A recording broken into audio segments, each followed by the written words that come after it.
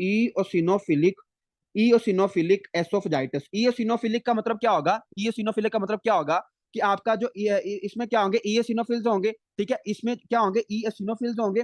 ईओसिनोफिलिक एसोफेजाइटिस, ईओसिनोफिलिक एसोफेजाइटिस मतलब कि क्या होगा कि आपके जो एसोफेगस है इसमें क्या हो जाएंगी? ईओसिनोफिल्स बहुत ज्यादा अक्यूमुलेट हो जाएंगे। इसमें ईओसिनोफिल्स आपके एसोफेगस में क्या हो जाएंगे? बहुत ज्यादा इनफिल्ट्रेट कर जाएंगे। तो ये किन में होता है? देखें, इसमें क्या होगी? इनफिल्ट्रेशन। इनफिल्ट्रेशन का मतलब होता है धसे होना, ठीक है। इनफिल्ट्रेशन का मतलब क्या होता है? कि अंदर धसे हुए हैं। Infiltration of eosinophil, infiltration of eosinophils. जो ईओसिनोफिल्स होंगे वो किसके अंदर ज्यादा हो जाएंगे? किसके अंदर? इनफिल्ट्रेट कर जाएंगे आपके एसोफेगस के अंदर। क्या करा देंगे? एसोफेजाइटिस कॉज करा देंगे। और ये मोस्ट कॉमन किन में होता है? ये मोस्ट कॉमन एटोपिक पेशेंट में होता है। एटोपिक पेशेंट हम किनको कहते हैं? मतलब एलर्जिक पेशेंट, जिनको एलर्जी होती है, ठीक है। एटोपिक पेशेंट, एटोपिक पेशेंट क्या होते हैं? जो कि क्या होते हैं? मतलब हमारे पास बड़े हाइपर सेंसिटाइज होते हैं, जो बड़े मतलब उनमें एलर्जी होती है। तो टॉपिक पेशेंट हम किनको कहते हैं? जिनमें एलर्जी होती है। तो इनफिल्ट्रेशन ऑफ ईएसिनोफिल, इसमें क्या होते हैं? जो ईएसिनोफिल होते हैं आपके उसमें एसोफेगस में धंस जाते हैं, और इसको हम कहते हैं ईएसिनोफिलिक एसोफेजाइटिस। और इसकी जो एटियोलॉजी है, इसकी एटियोलॉजी क्या है? मल्टीफैक्टोरियल। इसकी जो कॉजेज हैं दे आर मल्टीफैक्टोरियल, मतलब कि हमें इसकी बहुत ज्यादा रीजंस होती हैं। दे आर मल्टी, इसकी एटियोलॉजी क्या है? मल्टीफैक्टोरियल। बहुत ज्यादा वजह हो सकती है, और उसमें वजह एक ये है कि एलर्जी, ठीक है। एटोपिक पेशेंट में ये क्या होते हैं? ज्यादा होते हैं। उसके बाद फर्ज करो आप कोई ऐसा फूड खा लेते हो जिससे आपको क्या है? एलर्जी है। तो फूड एलर्जेंस, ठीक है। फूड एलर्जेंस क्या कॉज कराएंगे? Food allergens will cause dysphagia, food allergens will cause dysphagia, dysphagia. या फिर और क्या कॉज करा सकते हैं? आपकी फूड इंफेक्शन, डिसफेजिया। या फिर हम क्या कॉज कराएंगे? फूड इंफेक्शन, फूड को आगे नहीं जाने देंगे। और क्या कॉज करा देंगे? अपना डिसफेजिया, ठीक हो गया। उसके बाद आगे चलते हैं, और आगे जब आप इसकी क्या कराओगे? एंडोस्कोपी कराओगे। जब आप इसकी क्या कराओगे? एंडोस्कोपी कराओगे, ठीक है। एंडोस्कोपी, तो एंडोस्कोपी में आपको क्या मिलेगा? आपको एसोफिजियल रिंग्स मिलेंगी और लीनियर फ्यूरोज मिलेंगे। इसको जरा समझ लेते हैं। देखो, आपको एक क्या मिलेंगी? रिंग्स मिलेंगी। एसोफेगस के अंदर आपको गोल गोल रिंग्स मिलेंगी। उसके साथ आपको और क्या मिलेगा? एक आपको रिंग्स मिलेंगी, और आपको क्या मिलेगा? लीनियर। लीनियर का मतलब होता है लंबाई में आपको फ्यूरोज। फ्यूरोज हम वैसे कहते हैं, आपने देखा होगा जो खेत होते हैं, खेत में जब हम हल चलाते हैं तो एक लाइनें सी बनती हैं, उसको हम कहते हैं फ्यूरोज, ठीक है। तो आपको एक लंबे लंबे क्या मिलेंगे? गड़े से मिलेंगे। मतलब कि फर्ज करो ये क्या है? आपकी एसोफेगस, आपकी बुक पे शायद डायग्राम भी इसकी बनी हो। तो आपको लीनियर में क्या मिलेंगे? लीनियर में आपको फ्यूरोज मिलेंगे, और आपको गोल गोल क्या मिलेंगी? रिंग्स मिलेंगी। तो इसको हम कहते हैं ईओसिनोफिलिक एसोफेजाइटिस। डॉक्टर मारिया, मैं एंड पे करा देता हूँ क्वेश्चन ये वाला। अच्छा, लीनियर फ्यूरोज होंगी, और क्या होगा? आपको एंडोस्कोपिक में क्या मिलेंगी? रिंग्स मिलेंगी। तो ये आपने याद रखना है। उसके बाद आपका आता है जी प्लमर विंसल सिंड्रोम, ठीक है। जो प्लमर विंसल सिंड्रोम है, इसको ये बच्चों को भूल जाता है, ठीक है। मुझे भी ये भूल जाते हैं, लेकिन इसको आपने याद करने का एक तरीका है, मैं आपको तरीका बताता हूँ। Plummer Vinson syndrome, Plummer Vinson syndrome आपको याद, मतलब नाम से पता चल रहा है कि एक प्लम्बर होगा, ठीक है। एक क्या होगा? प्लम्बर होगा, बेचारा गरीब सा होगा, ठीक है। तो प्लम्बर विंसन सिंड्रोम, जो प्लम्बर विंसन सिंड्रोम है, इसको आपने याद कैसे रखना है? देखो, हम प्लम्बर विंसन सिंड्रोम को, इसमें ना ट्राइएड होता है। इसमें क्या होता है? ट्राइएड होता है। जो ट्राइएड होता है, ट्राइएड किस चीज का होता है? देखो, फर्ज करो ये आपकी क्या है? एसोफेगस है, ठीक है। ये क्या है? एसोफेगस है। ये आपकी खुराक की नाली है। इसको जरा गौर से सुन लेना, अभी आपको याद हो जाएगा। जो एसोफेगस है ये आपकी खुराक की नाली है। इसके अंदर बनेगी एसोफिजियल वेब। इसके अंदर क्या बनेगी? आपकी एसोफिजियल वेब, ठीक है। एसोफिजियल वेब हम किसको कहते हैं? इसके आगे लिखने, अगर आपने लिखना है, एसोफिजियल वेब का मतलब होता है कि एक जो आपकी एसोफेगस होगी, इसके अंदर एक मेम्ब्रेन बनेगी। इसके अंदर क्या बनेगी? एक इनसाइड मेम्ब्रेन। इनसाइड क्या बनेगी? मेम्ब्रेन बनेगी। इनसाइड क्या बनेगी? मेम्ब्रेन बनेगी। आपकी एसोफिजियल मेम्ब्रेन में, एसोफिजियल वेब में क्या होता है? एसोफेगस के अंदर एक मेम्ब्रेन बनती है, और ये दोनों तरफ बनती है। फर्ज करो ये आपकी क्या है? ये आपकी एसोफिजियल वेब बन गई है, ठीक है। इस तरफ भी और इस तरफ भी। अब माशाल्लाह आपने पीछे से खाना खाया, ठीक है, और खाना ये है, ठीक है। खाना क्या ये है? तो जाहिर बात है, जब वेब बनी हुई है तो खाना आपका आगे पास नहीं करेगा। खाना आपका आगे पास नहीं करेगा। जब खाना आगे पास नहीं करेगा तो क्या होगा? आपको जब स्वेलो करने में डिफिकल्टी होगी। तो सबसे पहली चीज क्या हमारे पास हुई? कि एसोफिजियल वेब बनी, ठीक है। सबसे पहले क्या बनी? एसोफिजियल वेब। अब एसोफिजियल वेब की वजह से और क्या हो जाएगा? डिस्फेजिया। एसोफिजियल वेब की वजह से और क्या हो जाएगा? डिस्फेजिया। अब जाहिर बात है कि जब जब उसको डिस्फेजिया होगा, जब वो बेचारा खाता है तो उससे खाया नहीं जाता। जब उससे खाया नहीं जाता तो उसमें न्यूट्रिएंट्स की कमी हो जाएगी। जब उसमें न्यूट्रिएंट्स की कमी हो जाएगी तो किसकी कमी हो जाएगी? उसमें आयरन की कमी हो जाएगी। तो आयरन की डेफिशिएंसी हो जाएगी। जब आयरन की डेफिशिएंसी हो जाएगी तो इसको हम क्या कहते हैं? अगर आयरन की डेफिशिएंसी हो जाए तो इसको हम कहते हैं IDA, iron deficiency anaemia. IDA, iron deficiency anaemia. तो प्लमर विंसन सिंड्रोम को आपने स्टार्ट कैसे करना है? आपने कहना है कि यार इसमें ना एसोफेजियल वेब बनेगी, इसमें क्या बनेगी, एसोफेजियल वेब बनेगी, जो कि किसको ब्लॉक कर देगी, हमारे ब्लॉक कर देगी, किसको ब्लॉक कर देगी, फूड को। जब फूड आएगा ही नहीं तो हमें डिस्फेजिया हो जाएगा। जब डिस्फेजिया होगा तो क्या होगा, जब डिस्फेजिया होगा तो क्या होगा, जब हम जाहिर बात है कुछ खाएं पिएंगे नहीं तो हमें आयरन की डेफिशिएंसी हो जाएगी, और आयरन की डेफिशिएंसी की वजह से हमें क्या आ जाएगा, आयरन डेफिशिएंसी अनीमिया। तो जो आपका प्लमर विंसन सिंड्रोम है, इसमें आपको तीन चीजें मिलेंगी। क्या मिलेगा आपको, सबसे पहले क्या मिलेगा आपको, एसोफेजियल वेब मिलेगा, उसकी वजह से डिस्फेजिया होगा, और उसकी वजह से क्या हो जाएगा, आपको आयरन डेफिशिएंसी अनीमिया होगा। इसको इस कहानी से आपने याद रखना है, फिर आपको ये भूलेगा नहीं, वरना आपको ये भूल जाएगा। ठीक हो गया। बाकी उसने लिखा हुआ है कि इट में भी एसोसिएटेड विद ग्लोसाइटिस, किसमें आपकी जो टंग ऐसी इन्फ्लेमेशन भी हो सकती है, या फिर increase risk of oesophageal squamous cell carcinoma. तो ये जो आपका प्लमर विंसन सिंड्रोम है, इसमें एक ट्राइएड होता है। क्या ट्राइएड होता है, एसोफेजियल वेब होती है, डिस्फेजिया होता है, और आयरन डेफिशिएंसी अनीमिया होता है। और इसमें आपको क्या होता है, इसमें it is associated with glossitis, और इसमें आपको स्क्वेमस सेल कार्सिनोमा होने के चांसेस होते हैं। स्क्वेमस सेल कार्सिनोमा के चांसेस क्या होते हैं, ज्यादा होते हैं। ठीक हो गया। तो this is all about eosinophilic oesophagitis and Plummer Vinson syndrome. तो मुझे शाबाश, जल्दी से बताएं कि समझ आ गई है, ये जरा कोई पॉइंट रह गया तो बता दें, जल्दी बताएं। बड़ी सीधी सी बातें हैं, लेकिन मैं आपको अच्छे तरीके से इसलिए करवा रहा हूँ ताकि आपको अभी ये सारी बातें याद हो जाएं। चलें जी, सबको समझ आ गई है, हम जरा आगे चलते हैं। अब हम आगे चलते हैं, और आगे जी आपका बड़ा मशहूर जमाना, that is your Mallory Weiss syndrome. ठीक है, मिलरी वाइज सिंड्रोम। जो मिलरी वाइज सिंड्रोम है, जो मिलरी वाइज सिंड्रोम है, इसमें क्या होता है, मिलरी वाइज सिंड्रोम, मिलरी वाइज सिंड्रोम में जो पेशेंट होता है उसको उल्टियां बहुत आती हैं। उसको अगर बहुत ज्यादा उल्टियां आती हैं, अगर उसको बहुत ज्यादा उल्टियां आती हैं, तो इससे उसको क्या आ सकता है, मिलरी वाइज सिंड्रोम हो सकता है। इसकी डेफिनेशन लिख लें, अगर आप आसान लफ्जों में लिखना चाहते हैं, तो आसान लफ्जों में इसकी डेफिनेशन ये है कि म्यूकोजल लेसरेशन, जो आपकी एसोफेगस की म्यूकोजा होगी, जो एसोफेगस की म्यूकोजा होगी, अगर उसकी क्या हो जाए, लेसरेशन हो जाए, उसके अंदर जख्म बन जाए, mucosal laceration, mucosal laceration at gastrooesophageal junction, gastro gastrooesophageal junction, gastrooesophageal junction. अगर मतलब जो गैस्ट्रोएसोफेजियल जंक्शन है, यहाँ पे अगर म्यूकोजा की लेसरेशन हो जाए due to severe vomiting, due to severe vomiting, इसको मैं समझाता हूँ। देखें, अगर एक मरीज है और उसको ड्यू टू एनी रीजन, फर्ज करो उसको प्रेगनेंसी है, ठीक है, अगर उसको प्रेगनेंसी है या कोई और रीजन है, अगर उसको बहुत ज्यादा उल्टियां आ रही हैं, तो उसको क्या हो सकता है, उसको मिलरी वाइज सिंड्रोम हो सकता है। मतलब कि उसका जो आपका गैस्ट्रोएसोफेजियल, जो आपका स्टमक और जो आपका वो है एसोफेगस का जंक्शन, यहाँ पे लंबे लंबे लॉन्गिट्यूडनल लेसरेशन हो सकती है। लंबाई के रुख क्या हो सकता है, उसको लेसरेशन हो सकते हैं, जख्म बन सकते हैं, और इसको हम कहते हैं मेलरी वाइज सिंड्रोम। इसको हम क्या कहते हैं, मेलरी वाइज सिंड्रोम कहते हैं। और इसमें आपकी फुल थिकनेस इन्वॉल्व नहीं होगी, ये बहुत इंपॉर्टेंट पॉइंट है, इसको जरा हाईलाइट करें, फिर मैं आपसे दोबारा पूछूंगा। ठीक है, इसमें आपकी पार्शियल थिकनेस इन्वॉल्व होती है, ये मैंने आपसे दोबारा अभी पूछना है एंड में। ठीक है, तो जो पार्शियल थिकनेस होती है, ये किस में होती है, आपकी होती है मेलरी वाइज सिंड्रोम में। मतलब कि फर्ज करो ये आपका क्या है, ये आपका एसोफेगस है ना, और ये उसकी दीवार है। ठीक है, तो जो आपके जख्म बनेंगे, वो जख्म सिर्फ अंदर की तरफ बनेंगे, वो पूरी लेयर को इन्वॉल्व नहीं करेंगे। इसमें पार्शियल थिकनेस होती है, फुल थिकनेस नहीं होती। ये बहुत अहम बात है, इसमें क्या होती है, पार्शियल थिकनेस। अभी जाके हम एक आगे सिंड्रोम पढ़ेंगे, जो हम आगे सिंड्रोम पढ़ेंगे ना, उसका मैं आपको बाद में नाम बताता हूँ। और उस सिंड्रोम में क्या होगा, उस सिंड्रोम में ना आपको फुल थिकनेस मिलेगी, उसमें आपको फुल थिकनेस मिलेगी, लेकिन इसमें आपको पार्शियल थिकनेस मिलती है। ठीक है, जो आपको जख्म होगा वो पूरी लेयर को इन्वॉल्व नहीं करेगा, पार्शियल थिकनेस होगी। इसके अलावा एक बहुत इंपॉर्टेंट बात, देखो मैं आपको ना समझाता हूँ। मुझे क्या आपको याद है कि मैंने आपको कहा था कि अगर किसी मरीज को खून की उल्टी आए, अगर किसी मरीज को खून की उल्टी आए तो उसको क्या मसला हो सकता है, मैंने आपको एक एनाटॉमी में पढ़ाया था, याद करें थोड़ा सा। क्या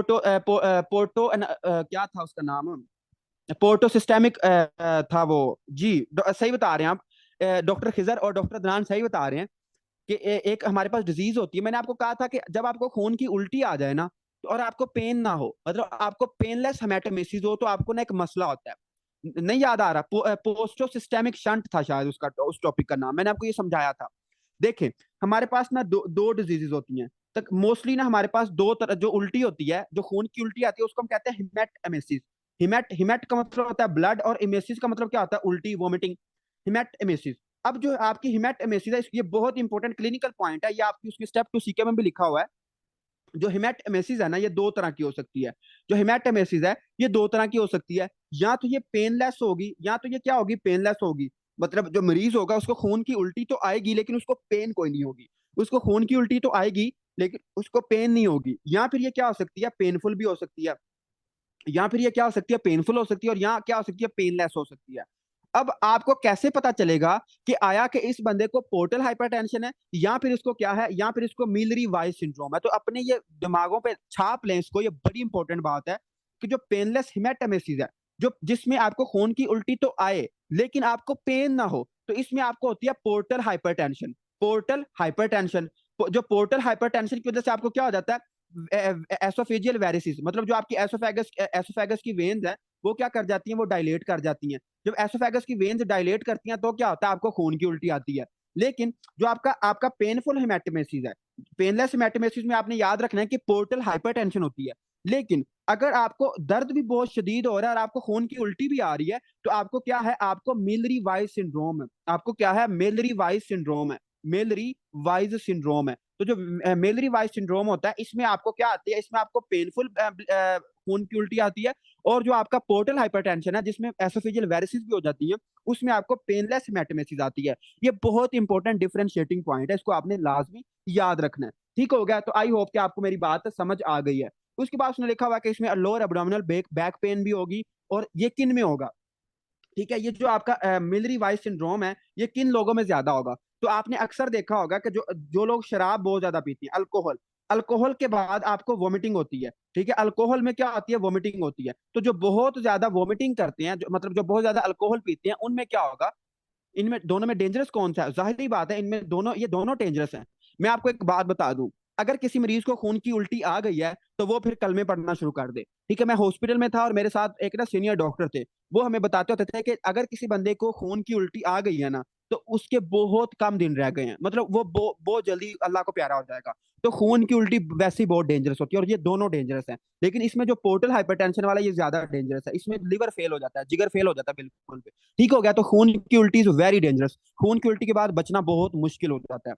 अच्छा, अल्कोहल, अब आपको पता है कि जो लोग शराब पीते हैं उनमें वॉमिटिंग बहुत ज्यादा होती है, तो सवेरे वॉमिटिंग की वजह से क्या हो जाता है, बेलरी बाई सिंड्रोम होता है। इसके बाद यहाँ पे ना एक डिजीज लिखी हुई है जिसको हम कहते हैं ब्यूलीमिया। ठीक है, जिसको हम क्या कहते हैं, ब्यूलीमिया नर्वोसा। ब्यूलीमिया नर्वोसा किन में होता है, ये मैं जरा आपको बताता हूँ, लेकिन फिलहाल सबसे पहले मैं आप एक चीज क्लियर करना चाहता हूँ। देखो, जो हम गर्ल्स बैठी हैं, गर्ल्स ने मेरी बात का गुस्सा नहीं करना, this is only for educational purpose.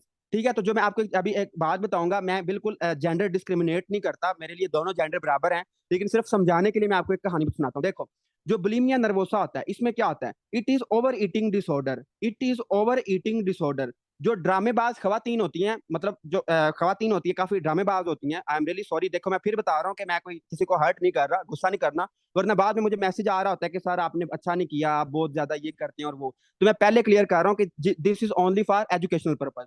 It is over eating disorder. जो मतलब कुछ खवातीन क्या होती हैं, बड़ी ड्रामेबाज होती हैं। जो उनके सामने आता है वो खाई पी जाती हैं, मतलब जो चीज हथे चढ़ गई है ना, उन्होंने अंदर कर देनी है। लेकिन जब वो खा लेती हैं, तो उनको ये एक साइकोलॉजिकल डिसऑर्डर है। ये क्या है, एक साइकोलॉजिकल डिसऑर्डर है।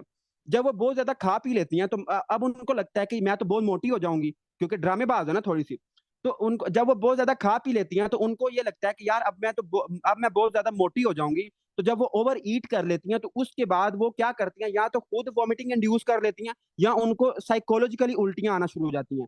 तो over eating followed by vomiting. Over eating followed by vomiting, मतलब पहले वो बहुत ज्यादा खाती रहती हैं, जो जो उनके चीज सामने आ गई उनको खा लिया। लेकिन उसके बाद उनको ये लगता है कि यार इतना ज्यादा खाने से तो मैं मोटी हो जाऊंगी। तो वो क्या करती हैं, वो फिर बाद में उल्टियां स्टार्ट कर देती हैं। तो इसको हम कहते हैं बुलिमिया नर्वोसा। तो जाहिर बात है, अगर उल्टियां बहुत ज्यादा करेगी, या वो अल्कोहल बहुत ज्यादा पिएगी, तो उससे क्या होगा, उससे उसको क्या हो जाएगा, उस अपना हो जाएगा Mallory vice syndrome. Mallory vice syndrome, और दिस इज डिजीज, ये हम ना उसमें साइकेट्री में पढ़ेंगे भी। जो बुलिमिया नर्वोसा होता है, इसमें होता क्या है, इट इज ईटिंग डिसऑर्डर। पहले आप बहुत ज्यादा खाते हो, और बाद में आपको लगता है कि यार मैं तो मोटा हो जाऊंगा या हो जाऊंगी। तो फिर आप क्या करते हो, फिर आप उल्टियां स्टार्ट कर देते हो। तो it is bulimia nervosa. I hope कि आपको मेरी बात समझ आ गई और किसी ने माइंड नहीं करना, this is only for educational purpose. Okay, जरा हम आगे चलते हैं। और आगे है जी आपका एसोफिजियल वेरिसिस। जो एसोफिजियल वेरिसिस है, एसोफिजियल वेरिसिस क्या होता है कि अगर एसोफेगस की जो वेन्स हैं, अगर जो एसोफेगस की वेन्स हैं, अगर ये क्या कर जाएं, अगर ये डायलेट कर जाएं, तो इसको इसको हम कहते हैं एसोफिजियल वेरिसिस। मतलब जो एसोफेगस की वेन्स हैं, अगर इनमें क्या हो जाए, डायलेशन हो जाए, तो इसकी डेफिनेशन ये है कि दे आर डायलेटेड सब म्यूकोजल वेन्स। अगर जो सब म्यूकोजा की वेन्स हैं, अगर dilated veins in lower one third, ठीक है, in lower one third, dilated submucosal veins in lower one third, in lower one third of esophagus, in lower one third of esophagus, मतलब जो आपकी lower one third of oesophagus है, इसमें अगर जो आपकी सब म्यूकोजल वेन्स हैं अगर ये डायलेट कर जाए तो इसको हम कहते हैं एसोफिजियल वेरिसिस, इसको हम क्या कहते हैं, एसोफिजियल वेरिसिस। और it is 99% secondary to, it is 99% secondary to portal hypertension. जब आपको पोर्टल हाइपरटेंशन होता है तो मैंने आपको बताया था कि आपका, मुझे बताना जरा शाबाश, कि जब पोर्टल हाइपरटेंशन होता है तो कौन सा शंट बनता है, मैंने आपको वहां पे पढ़ाया था। लेफ्ट जी, डॉक्टर समीना ने माशाल्लाह पहले ही बता दिया।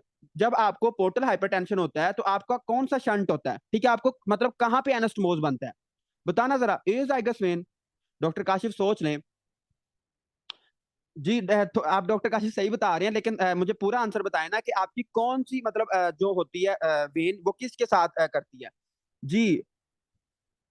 टिप्स, टिप्स क्या था, तीन जगह पे नहीं। देखिए डॉक्टर नादिया एक्सीलेंट, जो आपकी डॉक्टर नादिया ने बिल्कुल 100% करेक्ट बात बताई है।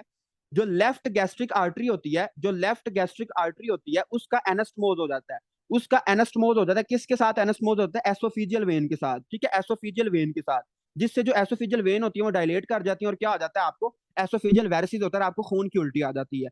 ठीक हो गया, तो left gastric artery vein, left gastric artery नहीं सॉरी वेन है, लेफ्ट गैस्ट्रिक जो वेन होती है इसका एनास्टमोज हो जाता है, किसके साथ एनास्टमोज हो जाता है, एसोफिजियल वेन के साथ, आर्टरी नहीं है वेन है ये।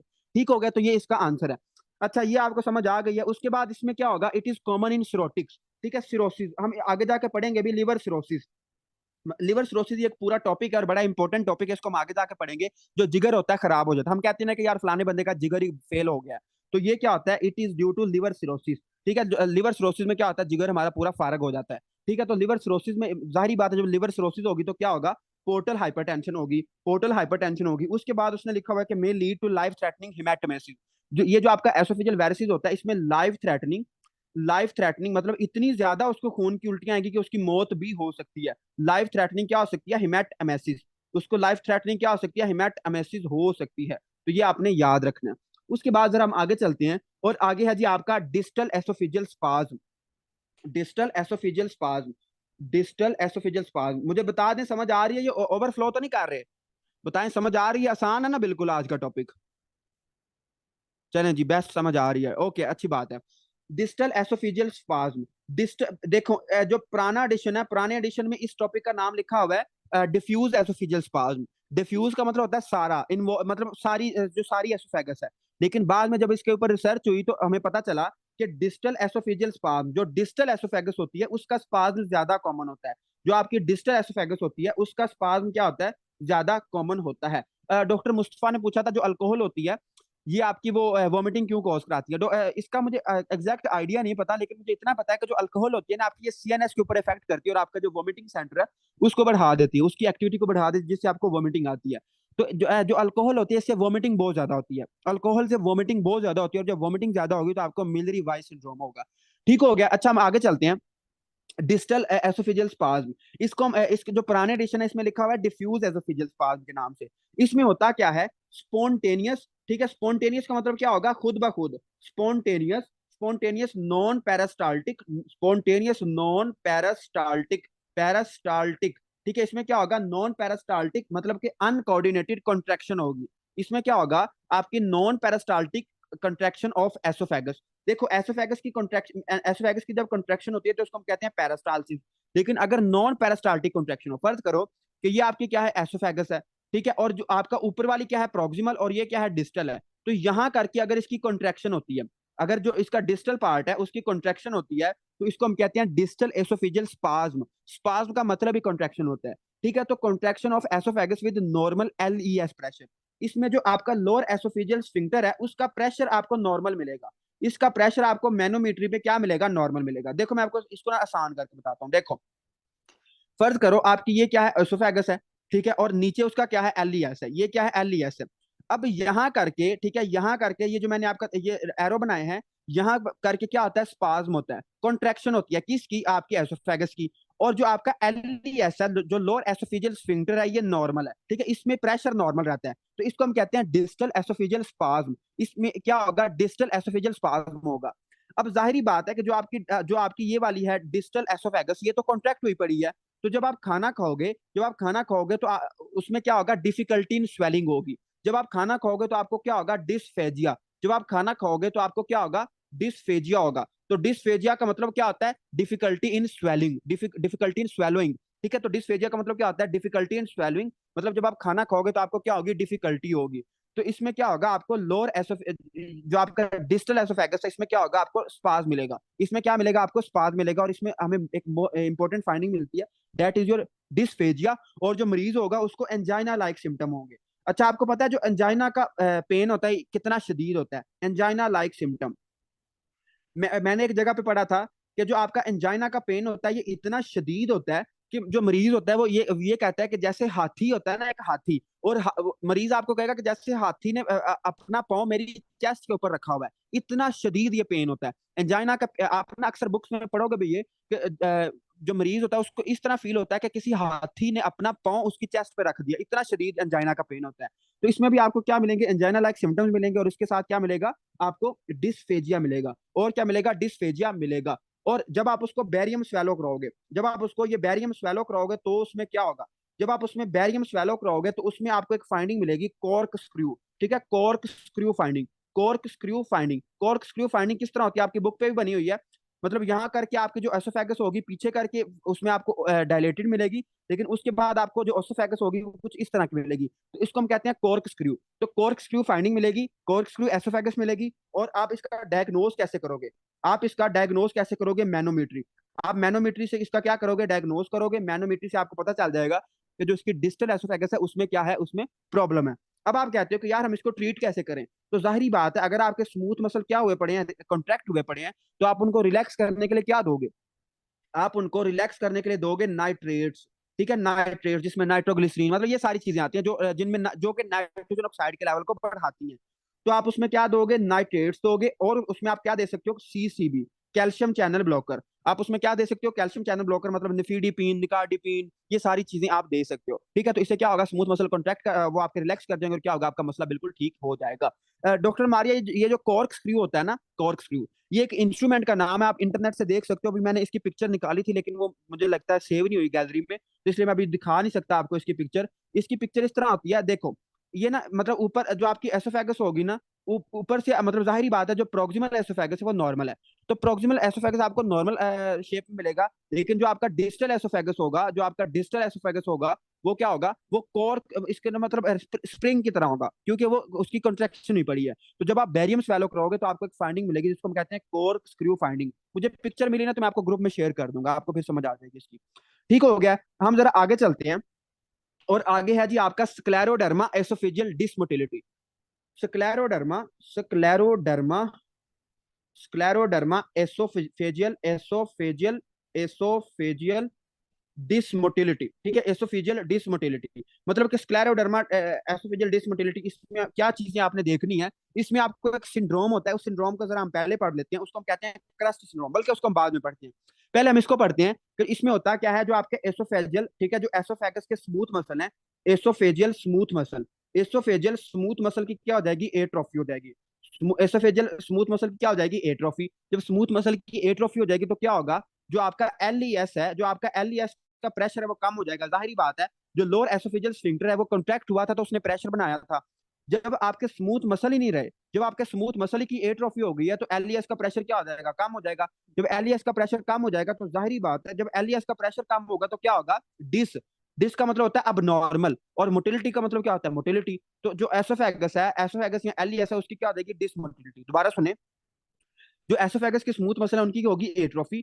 उनकी एट्रोफी से क्या होगा, एलईएस का प्रेशर कम हो जाएगा। एलईएस का प्रेशर जब कम होगा तो क्या होगा, डिसमोटिलिटी होगी। जो चीजें सही तरीके से मूव नहीं कर पाएंगी, जब सही तरीके से मूव नहीं कर पाएंगी तो क्या होगा, जब सही तरीके से मूव नहीं कर पाएंगी तो क्या होगा, एसिड रिफ्लक्स। उसको क्या होगा, एसिड रिफ्लक्स होगा। मतलब कि एसिड रिफ्लक्स होगा, एसिड उसका बैक आएगा। जब एसिड उसको बैक आएगा तो क्या, इसके अलावा एसिड रिफ्लक्स के और साथ क्या हो सकता है, डिस्फेजिया। ठीक है, डिस्फेजिया हो सकता है या एसिड रिफ्लक्स हो सकता है। उससे उसको क्या बनेंगे, स्ट्रिक्चर्स बनेंगे। ठीक है, स्ट्रिक्चर्स। स्ट्रिक्चर्स आप समझ लें कि मतलब ना लंबी लंबी लीनियर फ्यूरोस को समझ लें कि लंबे लंबे जख्म से बन जाएंगे, उसको हम कहते हैं स्ट्रिक्चर। ठीक है, तो डिस्फेजिया होगा, स्ट्रिक्चर्स होंगे, और इसमें आपको मिलेगी बैरेट एसोफेगस मिलेगी और एस्पायरेशन मिलेगी। बैरेट एसोफेगस मिलेगी और एस्पायरेशन मिलेगी। जाहिर बात है कि जो आपका खाना है वो आपके एसोफेगस में आ रहा है, और अगर आप लेटे हुए हो तो एसोफेगस से वो किस में जा सकता है, आपके सीधा जा सकता है, किस में जा सकता है, आपकी लंग में जा सकता है, और क्या कॉज करा सकता है, एस्पायरेशनल नमोनिया। ठीक है, एस्पायरेशनल नमोनिया कॉज करा सकता है। डॉक्टर काशिम पूछ रहे हैं जी इसको हम गर्ड से कैसे डिफरेंशिएट करेंगे। बड़ा अच्छा सवाल है, इसको जरा हम पढ़ते हैं। देखो, ये जो आपका स्क्लेरोडर्मा एसोफेजियल डिसमोटिलिटी है, ये एक सिंगल डिजीज नहीं है, ये एक पूरा सिंड्रोम है। ये एक पूरा सिंड्रोम है, और यही तो मैं बात आपको समझाना चाह रहा हूँ कि ये एक पूरा सिंड्रोम है, और it is part of CREST syndrome. It is part of CREST syndrome. ये एक क्रस्ट सिंड्रोम का पार्ट है। अब आप कहते हैं कि यार जो क्रस्ट सिंड्रोम होता है इसमें क्या होता है, जो क्रस्ट सिंड्रोम होता है इसमें क्या होता है। तो क्रस्ट सिंड्रोम में सी से आपने क्या याद रखना है, सी का क्रस्ट का पहला वर्ड क्या है, सी।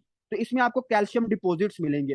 कैल्शियम डिपॉजिट्स स्किन में या डिफरेंट जगह पे अगर आपकी कैल्शियम डिपॉजिट हो रहा है, मतलब आपकी स्किन में अगर कैल्शियम डिपॉजिट हो रहा है, तो इसमें आपको क्या है, क्रस्ट सिंड्रोम है। उसके अलावा आर से आपने क्या याद रखना है, सी से होगा कैल्शियम डिपॉजिट, आर से क्या होगा, रेनॉइड फिनोमिना। रेनॉइड फिनोमिना, रेनॉइड फिनोमिना का तो सबको पता है ना क्या होता है, रेनॉइड फिनोमिना। रेनॉइड फिनोमिना क्या होता है, देखो फर्ज करो आप बहुत ज्यादा किसी सर्दी में चले जाते हो, और अगर आपको रेनॉइड फिनोमेना है तो क्या होगा, वेजो कंस्ट्रिक्शन होगी। वेजो कंस्ट्रिक्शन होगी, और आपकी जो डिस्टल फ्लेंजिस है, मतलब जो आपकी उंगलियां, डिस्टल डिस्टल पार्ट है, वहां पे ब्लड सप्लाई कम हो जाएगी, और आपकी जो उंगलियां वो वाइट वाइट सी हो जाएंगी। आपको फ्रोस्ट बाइट हो सकता है। तो इसको हम कहते हैं रेनॉइड फिनोमेना। इसको हम क्या कहते हैं, रेनॉइड फिनोमेना। उसके बाद क्रस्ट ई से आपने क्या याद रखना है, इसमें क्या होगा, एसोफिजियल एसोफिजियल डिसमोबिलिटी। एसोफिजियल डिसमोबिलिटी के जो एसोफेगस होगी उसकी मूवमेंट खराब हो जाएगी। उसके बाद एस से आपने क्या याद रखना है, एस से आपने याद रखना है स्क्लेरोडेक्टेलिटी। स्क्लेरोडेक्टेलिटी स्क्लेरोडेक्टिलिटी स्क्लेरोडेक्टिलिटी का मतलब क्या है कि जो आपकी फिंगर्स की स्किन होगी ना, फिंगर्स या पाम, ठीक है, आपकी जो उंगलियां या जो आपकी हथेली है, इसकी स्किन थिक हो जाएगी। इसकी जो स्किन होगी वो थिक होगी। Thickening of the fingers and palm skin. Thickening of the fingers and palm skin, इसको हम कहते हैं स्क्लेरोडक्टिलिटी।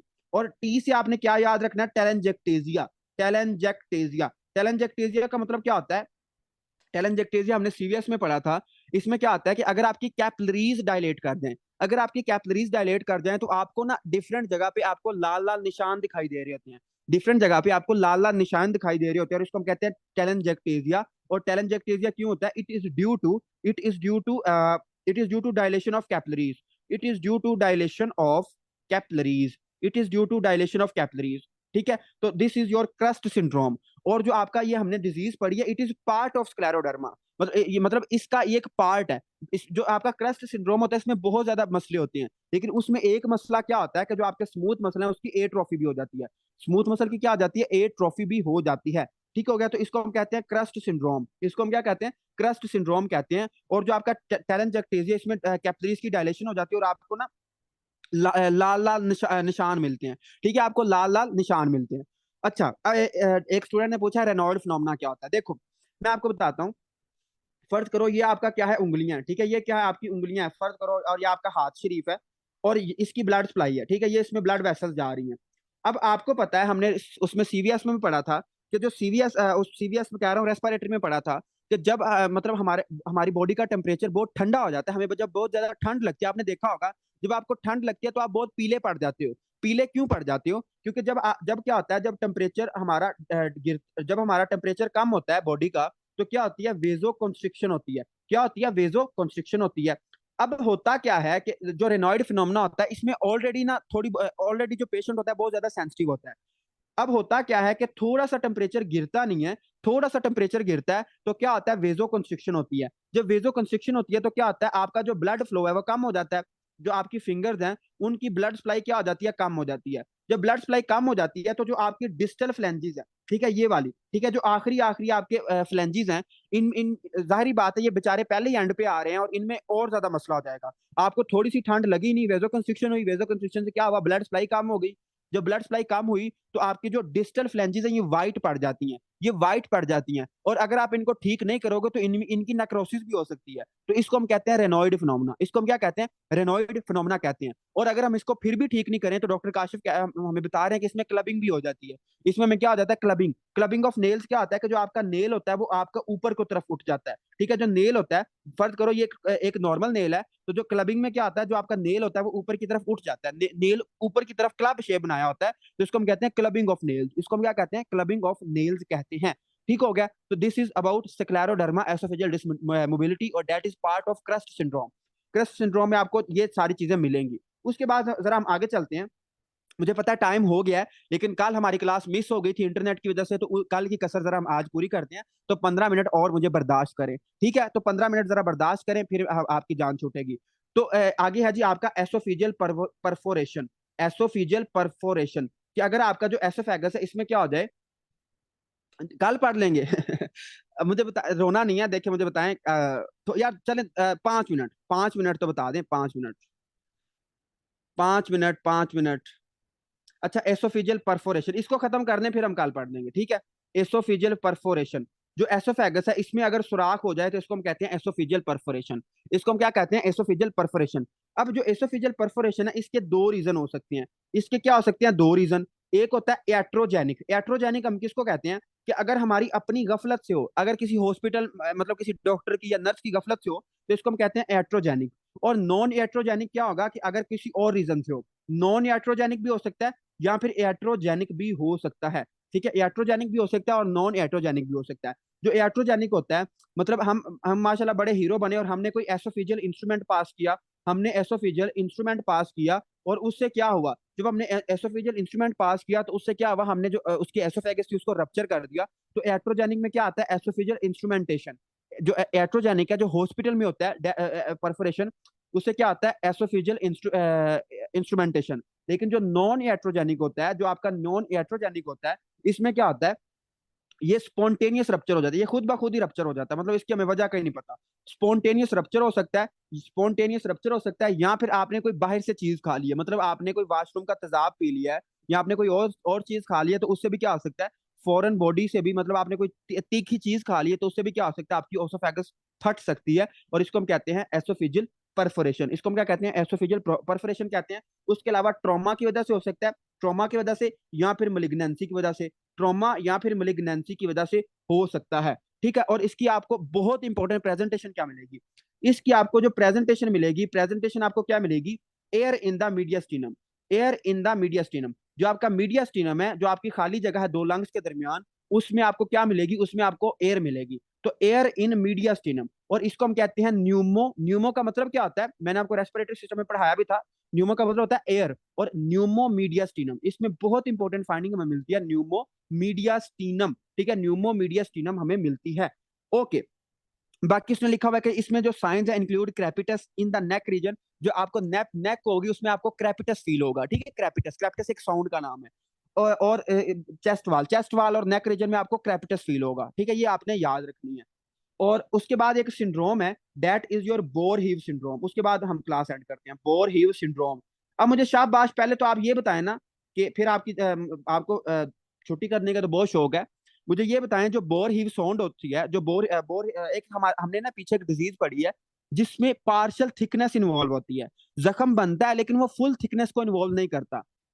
आपका एक जख्म तो बनता है लेकिन वो फुल थिकनेस को इन्वॉल्व नहीं करता। तो उसको हम कहते हैं मिलरी वाइस सिंड्रोम। और मिलरी वाइस सिंड्रोम क्या होता है? स्वेयर वॉमिटिंग की वजह से होता है। क्या होता है? स्वेयर वॉमिटिंग की वजह से। लेकिन जो आपका बोर हीव सिंड्रोम है, जो बोर हीव सिंड्रोम है, इसमें फुल थिकनेस इन्वॉल्व होती है।